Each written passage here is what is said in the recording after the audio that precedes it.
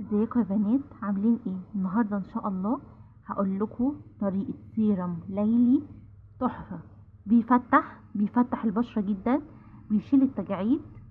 بيشيل التجاعيد حوالين العين، وبيشيل التجاعيد اللي في البشره، وبيرطبها. تحفه تحفه، ليه فوائد كتيره جدا. وكمان ان هو طبيعي. اهم حاجه ان هي طبيعي، مش فيها مواد كيميائيه تضر البشره. ماشي. السيرم الليلي او كريم الليل طبعا اسعارهم غاليه جدا، فاحنا عايزين نهتم بالبشره بتاعتنا وتجيب نتيجه في نفس الوقت، مش تكلفنا، يعني متبقاش حاجات مكلفه. واهم حاجه انها طبيعيه وتجيب نتيجه، دي كمان اهم حاجه. النهارده بقى اقول لكم طريقه سيرم تحفه، ومكونين 2 بس. اول مكون معايا هو زيت لبان الدقر. اهم حاجه تجيبيه من مصدر موثوق وهو مش غالي، زيت لبان الدقر. تاني حاجه معايا زيت زيت جوز الهند. زيت جوز الهند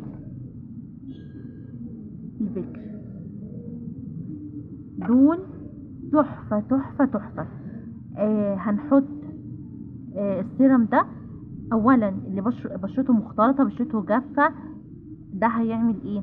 هنحط جوز الهند معلقه صغيره، وعليهم كام نقطه من زيت لبان الدقر. طيب لو بشرتك دهنيه جدا، ما تحطيش مش تحطيه وتسيبيه طول الليل، لا. اللي بشرته دهنيه جدا هيستخدمه كماسك، هيروح جاي حاطه على وشه لمده نص ساعه. تمام. طيب اللي بشرته مش دهنيه جدا، هيخلط الزيوت دي ويفردها على البشره بطريقه المساج. انا دلوقتي هحطها على ايدي وهوريكم نعمل ايه. انا دلوقتي فردت الزيوت على ايدي، ماشي.